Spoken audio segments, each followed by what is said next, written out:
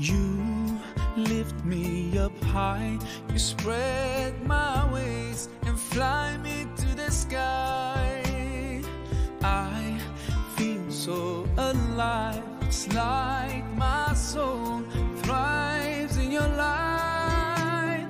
But how I wish you'd be here with me all year around. Ramadan, Ramadan, Ramadan, ya Habib. Ramadan, Ramadan. Assalamualaikum warahmatullahi wabarakatuh. Coplokan tuh. Assalamualaikum warahmatullahi wabarakatuh. Innal hamdalillah nahmaduhu wa nasta'inuhu wa nastaghfiruhu wa na'udzubillahi min syururi anfusina wa min sayyiati a'malina may yahdihillahu fala mudhillalah wa may yudlil fala hadiyalah. Allahumma shalli wa sallim wa barik ala sayyidina Muhammad wa ala alihi wa sahbihi ajmain. Puji syukur kita limpahkan kepada Allah Subhanahu wa taala atas nikmat iman, nikmat Islam, nikmat hidayah, nikmat taubat, nikmat sehat, nikmat bisa berkumpul bareng di acara sharing ini. Shalawat serta salam semoga terlimpahkan kepada junjungan kita, kekasih Allah Nabi Muhammad sallallahu alaihi wasallam. Sebelumnya saya juga mau berterima kasih sama panitia yang udah berinisiatif ngadain acara ini meski dengan sedikit paksaan ya. Enggak kok. Saya juga berterima kasih sama teman-teman yang udah bersedia support acara ini, baik itu dari materi sampai waktu yang diluangin buat datang di acara sharing ini. Saya juga nggak tahu kenapa harus saya yang bicara di sini, padahal dari pembukaan nih si MC udah keren ya. Di sini juga banyak teman-teman yang lebih capable dari saya, lebih keren-keren, yang ilmunya lebih dalam, lebih banyak dari saya. Lebih tua. Yes, lebih tua juga. Itu mah. Makasih loh udah diingetin. Punten A. Belum puasa ya. Ya, jadi karena sifatnya sharing, kalau misalkan ada salah-salah kata dari saya, salah pengucapan atau salah angle, salah point of view dalam menyampaikan sesuatu, boleh langsung dibenerin, karena saya nggak mau nanti yang saya sampaikan malah jadi dosa jariah buat saya ya. Terus alasan kedua juga, saya nggak akan buka sesi tanya jawab. Jadi kalau ada apa-apa boleh langsung disampaikan aja, tapi ya mudah-mudahan meski sifatnya sharing, teman-teman di sini semua juga saya masih bisa dapat kebaikan dari Allah. Amin. Dapat berkah. Amin. Sebagaimana Allah yang selalu menurunkan malaikat-malaikatnya buat nyari dan memenuhi di mana adanya majelis-majelis ilmu, buat ngaminin doa dari orang-orang yang berada di majelis ilmu, buat nurunin berkah dari Allah Subhanahu wa taala. Amin. Amin. Udah bisa bilang billahi taufik wal hidayah? Belum ya. Oh, hancur. Sejam. Kalau ngambek. Di Indonesia kan puasanya mulai minggu ya. Di sini besok. Jadi mau pada ikut yang mana ini teh? Ikutnya. Lusa. Ikut mana? Besok. Besok lah ya. Oh, depend. Oke, kalau besok kesiangan berarti ikutnya yang minggu. Gitu. Cocok. Nah, itu maksudnya. Tapi kalau pas Ramadan, kalau inget Ramadan, saya yang paling pertama terlintas di kepala tuh iklan yang tagline-nya bersihkan hati, sucikan diri. Bersihkan bersihkan diri, sucikan hati, yang gitulah ya. Ya itu mah hatinya siapa, boleh bagus. Sama budaya saling minta maaf gini kan, broadcast atau nerusin message yang sebelum Ramadan tuh suka ada tuh yang kata-katanya unik-unik, lucu-lucu tuh, yang kayak meski linen tidak selalu bersih, begitu pula hatiku, yang gitu-gitu kan ya.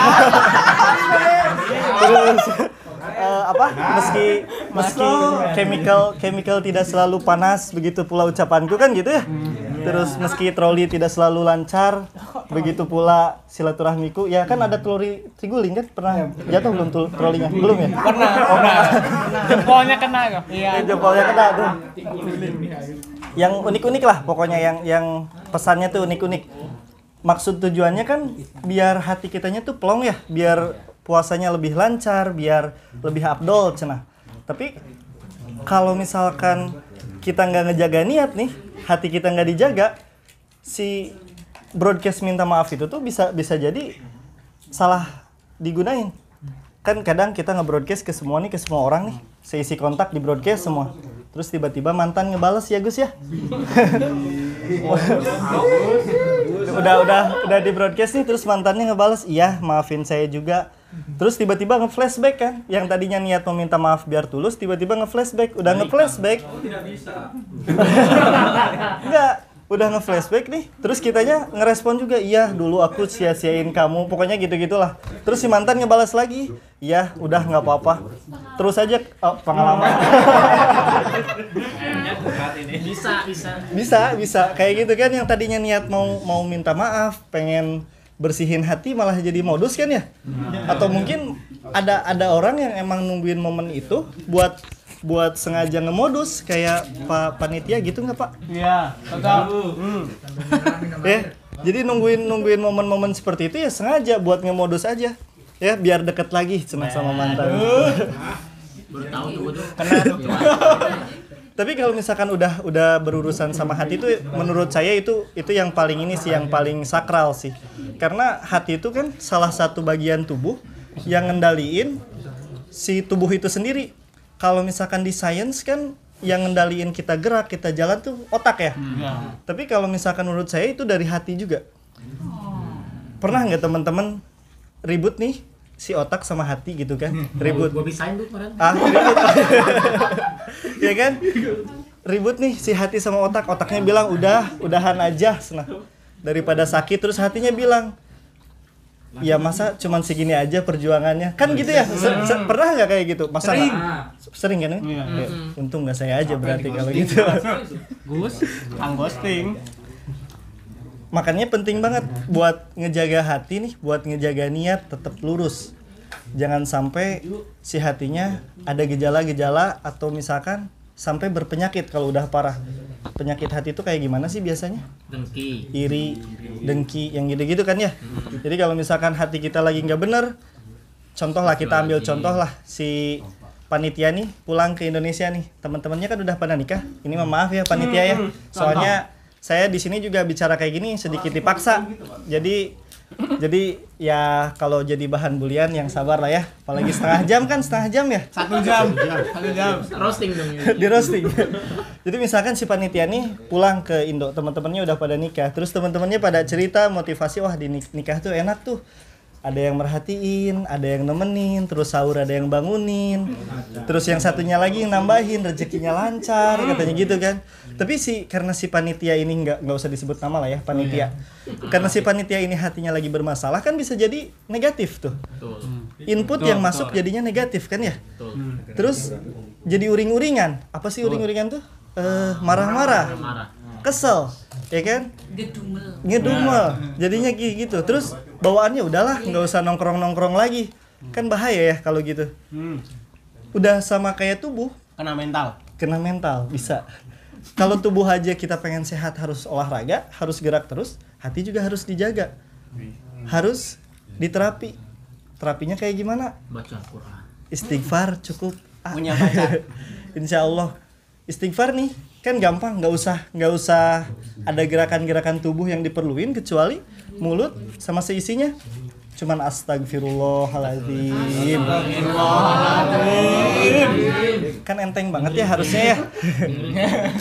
Dan istighfar juga banyak banget manfaatnya.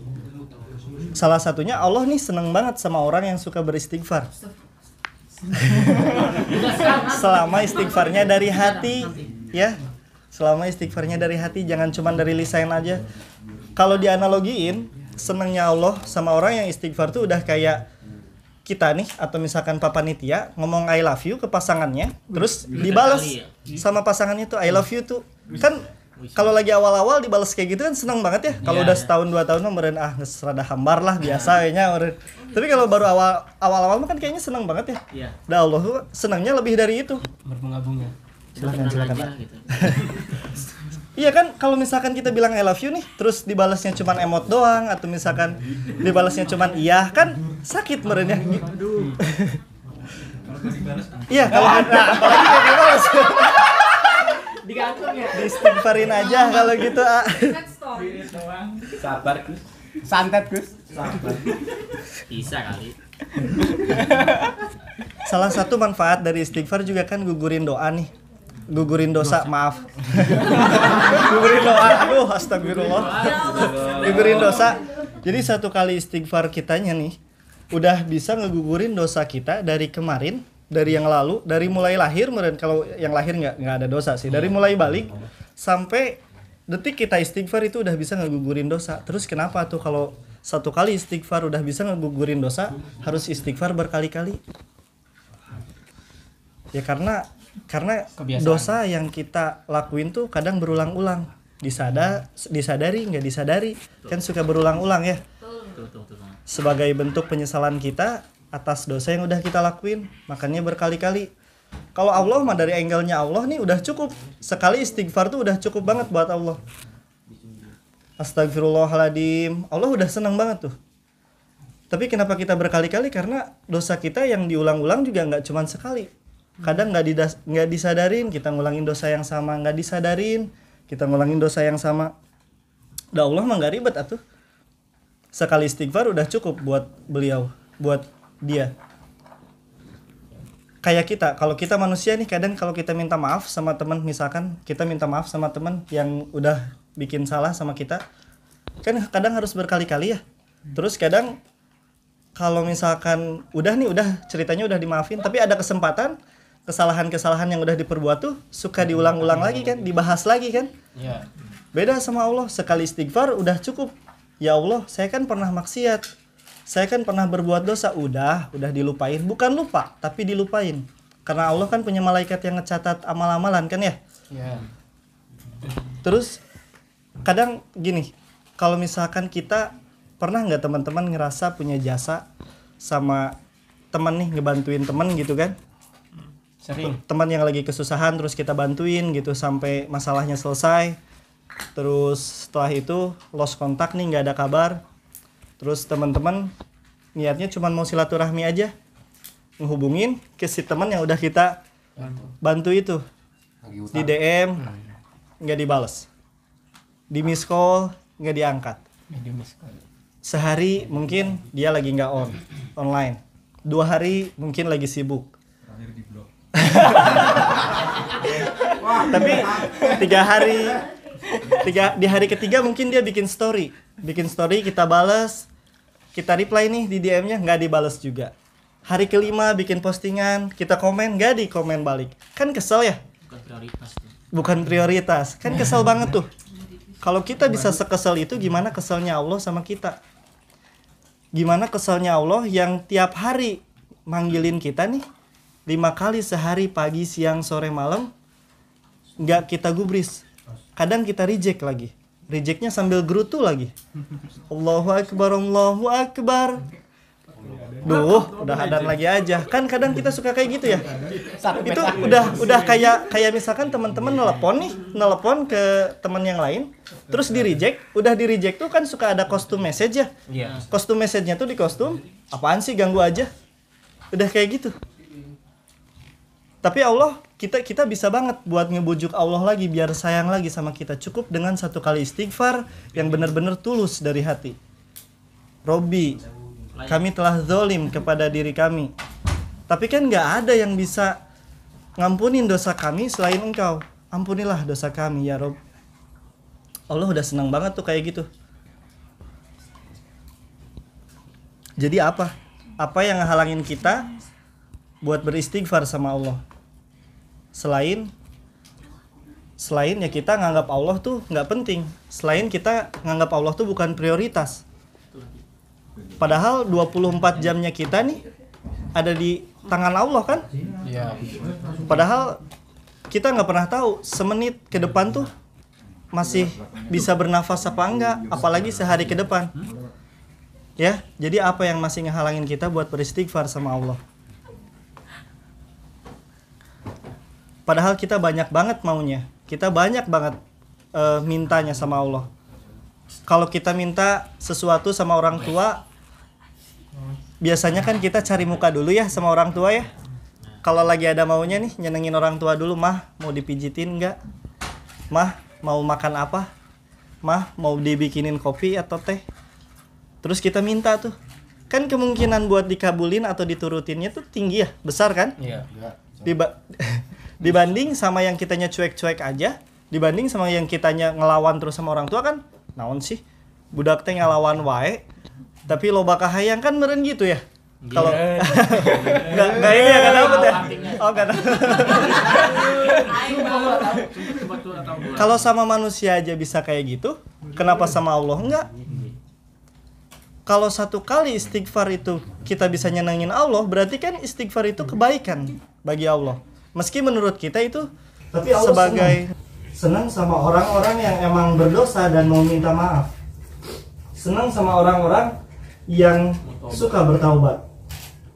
Bukannya ada di Quran tuh yang bilang kalau misalkan Allah akan memusnahkan suatu kaum kalau kaumnya tidak bertaubat.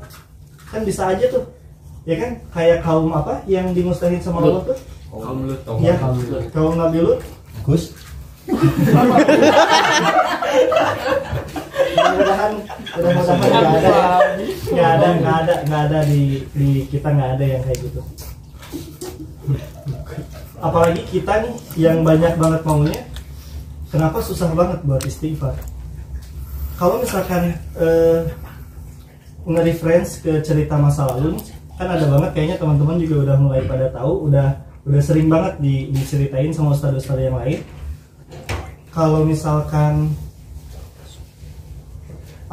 keajaiban istighfar itu yang ceritanya Imam Ahmad bin Hambal, kayaknya udah pada tahu ya, yang sama penjual roti. Belum. Udah aja sih belum. Ceritanya kan Imam Ahmad tuh, ada yang tahu nggak Imam Ahmad bin Hambal tuh? Nggak tahu. Ya, Imam Mahdi. Terakhirnya jadi Imam Ahmad bin Hambal itu muridnya Imam Syafi'i yang penghafal hadis terbanyak ya, yang jutaan hadisnya. Kalau kita mah paling innamal a'malu binniyat kan ya. Itu apa tuh? Itu aja nggak tahu. Kumaha niat lah, cenah gitu Sunda nama. Kalau misalkan Imam Ahmad mah kan hafalannya 1 jutaan lah. Muridnya Imam Syafi'i itu yang kalau misalkan baca tuh hafal. Jadi kalau misalkan Imam Syafi'i baca langsung kehafal tuh. Kalau kita mah kan mau hafal tuh kudu diulang-ulang gitu kan ya, dibakar, disatuin sama kopi terus diminum kan. Kalau Imam Syafi'i mah cukup baca aja udah hafal. Jadi saking gak maunya hafal, halaman selanjutnya udah ditutup dulu tuh. Nah Imam Syafi'i ini respect banget sama Imam Ahmad. Ya karena hafalannya nggak cuma teksnya aja, tapi sama sanad-sanadnya juga.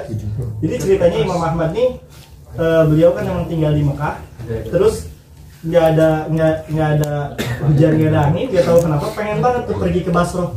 Basroh tuh di mana? Nggak tahu juga. Kayaknya geografinya jelek ya. Ya Basri. Basroh tuh di Irak. Ya jadi dari Madinah ke Irak, padahal nggak punya saudara, nggak punya keluarga di Basroh. Dan biasanya kan kalau misalkan feelingnya ulama mah pasti ada kebaikannya, ada sesuatu di sana. Nah jadi Imam Ahmad nih karena tawadu banget, rendah hati banget, jadi beliau traveling lah ke Basroh sendirian. Udah kayak backpacker gitu, jalan-jalan sendirian. Solo traveler. Ya. Jalan-jalan ke Basroh, karena di Basroh nggak punya saudara, di Basroh nggak punya teman, nggak ada kepentingan juga, jadi nggak punya tempat buat nginep ceritanya. Nah di Basroh, beliau nginepnya di masjid yang ada di Basroh. Beliau tidur di Basroh, tidur di masjid, pas lagi tidur dibangunin sama marbotnya. Kang, orang Sunda marbotnya. Kang. Ya, orang Sunda. Tidurnya jangan di sini, Kang. Nah, ini mah masjid itu bukan hotel gitu. Nah, terus kata Imam Ahmad, tapi kan saya musafir, saya datang dari jauh, saya nggak punya keluarga juga di sini. Ya udah, bukan urusan saya itu, mau tidurnya jangan di sini, ini masjid, bukan hotel. Keluarlah Imam Ahmad. Nyampe di luar, beliau tidur lagi di teras masjid, masih diusir juga sama si marbotnya. Kan tadi udah dibilang jangan tidur di sini, ya kan tadi diusirnya di dalam, berarti kan boleh di luar. Enggak boleh.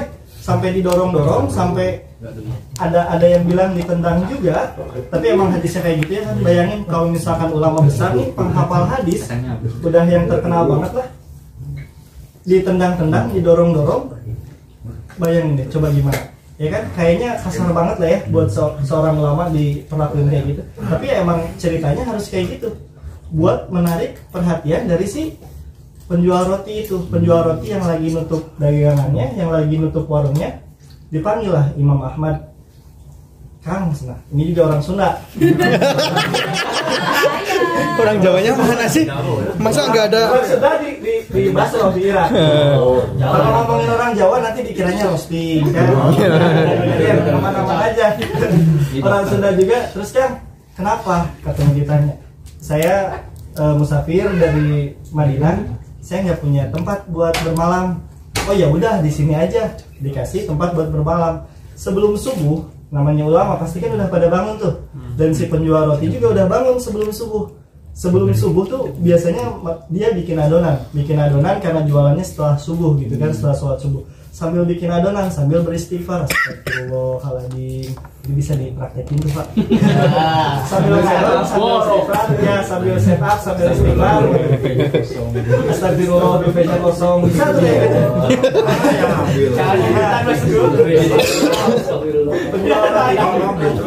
Diperhatiin sama Imam Ahmad ini udah 10 menit, terus aja istighfar. Kepo dong Imam Ahmad.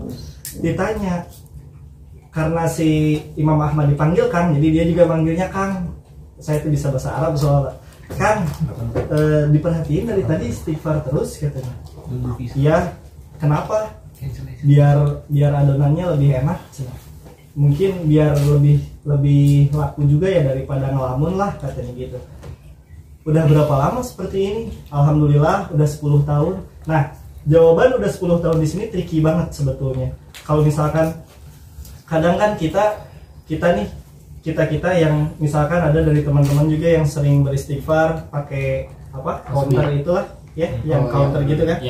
Terus ada teman yang ngeliat, wah udah banyak ya, udah 5.000 nih istighfarnya.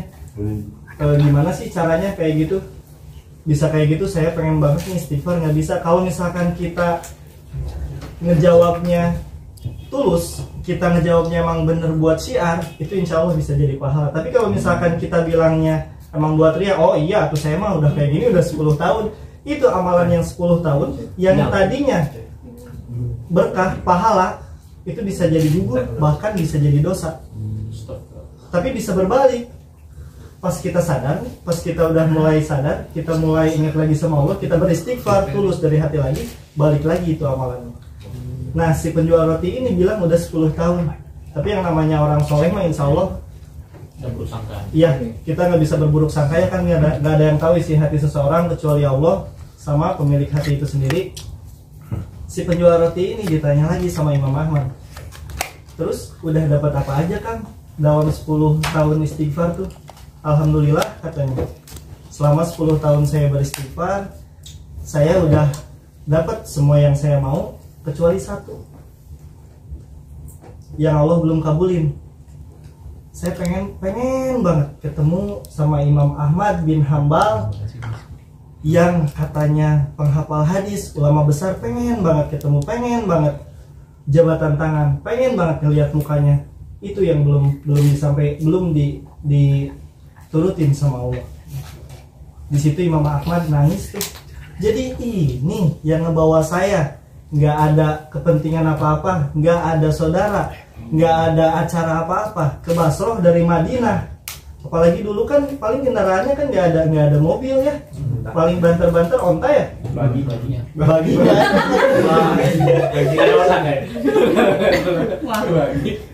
ini yang ngebawa saya dari Basroh, dari Madinah ke Basroh.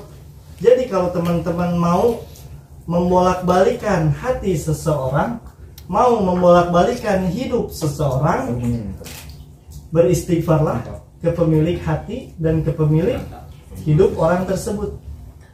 Jadi sebelum kita banyak minta nih, istighfar dulu. Ya Allah, saya pengen ini ya Allah. sebelum itu istighfar dulu, istighfarin lagi. Ya, banyakin istighfar. Apalagi kalau misalkan panitia yang pengen banget dapet jodoh kan ya. Jadi sebelum kalau misalkan orang yang zikir pengen dapat jodoh tuh biasanya apa? Ya wadud ya. Ya waduh. Yang maha pencinta gitu kan. Beri saya cinta gitu sebelum ya wadud, Tolong ya mau kali. Tolong dibimbing Kak. Wah. Istighfar dulu, istighfarnya dibanyakin dulu, So. baru kalau misalkan kita udah dapat sayangnya dari Allah, kita udah dapat perhatian dari Allah, insya Allah semua yang kita mau, apalagi yang kita butuhin, apalagi yang emang udah urgent banget, bisa dapat dikabulin sama Allah. Amin. Amin ya Allah. Jadi